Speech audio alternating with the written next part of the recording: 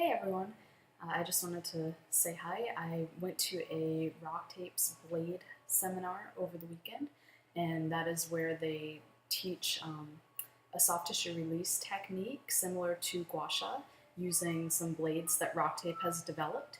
And I just wanted to share some of that information with you because there is some new research that they shared with me in the seminar that would change, just make small changes to the way that we're doing gua sha technique and also some other myofascial release. So one of the big things that they talked about in this seminar is that when we're doing myofascial release, whether we're using our hands or a tool or no matter how we're doing it, we're not really trying to mechanically release the tissue or flatten out any kind of adhesions in the fascia. We're more so, what we want to be doing anyhow, is trying to affect the tissues neurologically.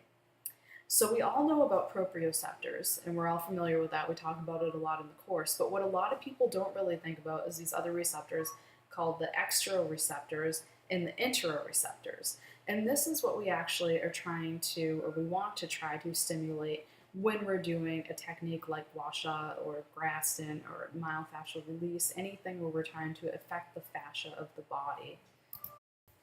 So traditionally, for those of you who have experience working on people, either doing gua sha or what we call Graston technique, which is a similar technique, a lot of times when we're doing myofascial release, you're really digging in, you're trying to create redness on the skin. Sometimes it can lead to bruising. They even have a term for it. They call it a therapeutic bruise. They try to make it seem normal that bruising occurs. I know in my courses, I always teach less is more because we don't want to bruise the animal, and it can be a little bit difficult to tell what you're doing on a dog or a horse because unlike with people, you can't see the skin, you can't see that it's starting to become red.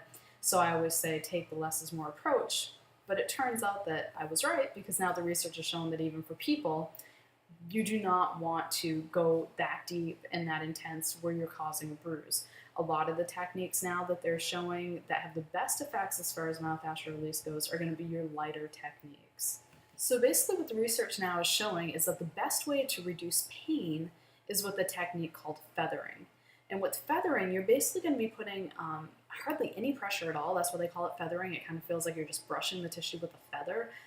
If you were doing it on a person and you asked them what the intensity of it was, they would say it's not very intense at all. It would be kind of like a 0 or a 1 on a scale of 1 to 10.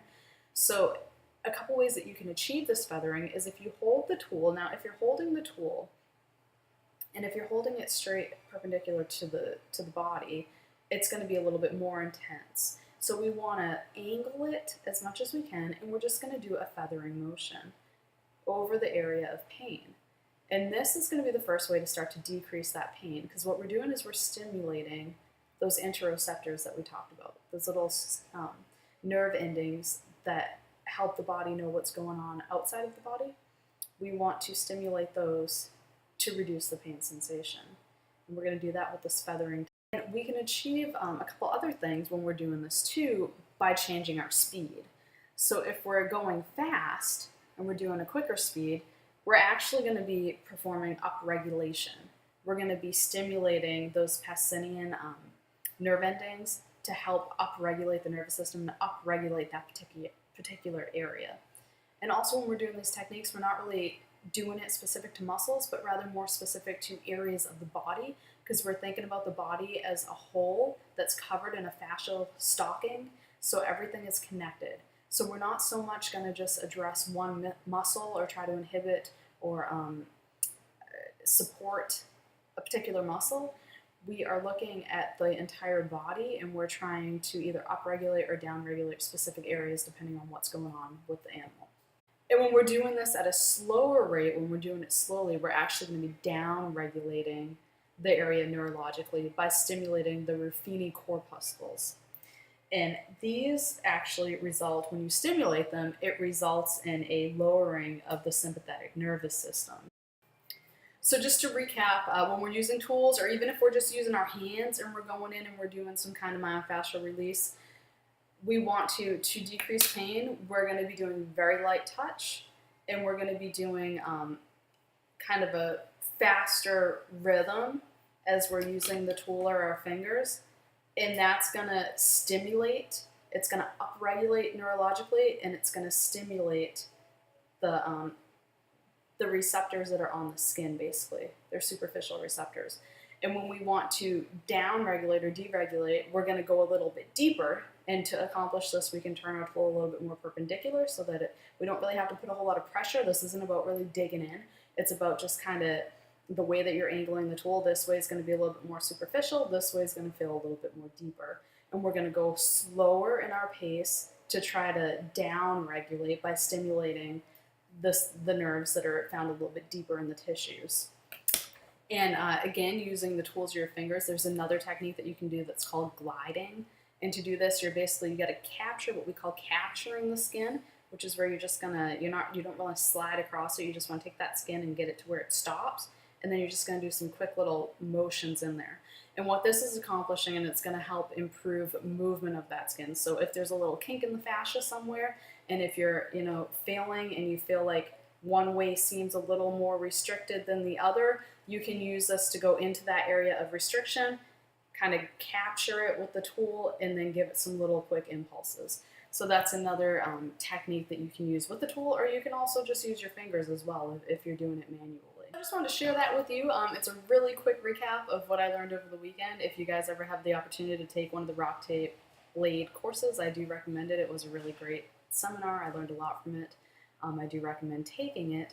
But basically, what I want you to come away with this now is that we want to have the less is more mentality. We don't want to be digging into these animals. We don't want to really be trying to mechanically break up those adhesions in the fascia.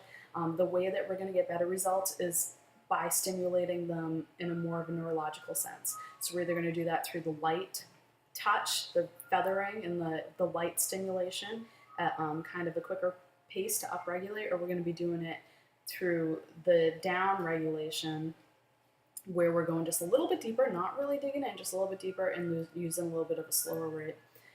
Instances where you'd want to down regulate is when you perceive that the animal seems a little bit more tight in that area. Again, we're not going to be talking about muscles per se, but just the fascia in general in that area. If it seems a little bit more tight, a little more restricted, then you could do a little bit more of that down regulation to try to calm that down a bit.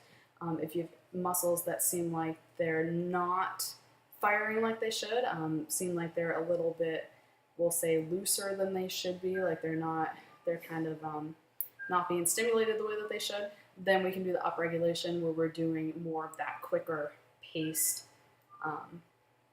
stroking that I went over. So that's basically that. Hope that this info finds you well, and if anybody's doing this and you're getting some different results when you start incorporating this with the animals, please let me know, because I definitely want to hear about how it's going for you and what kind of results you're seeing. Thanks.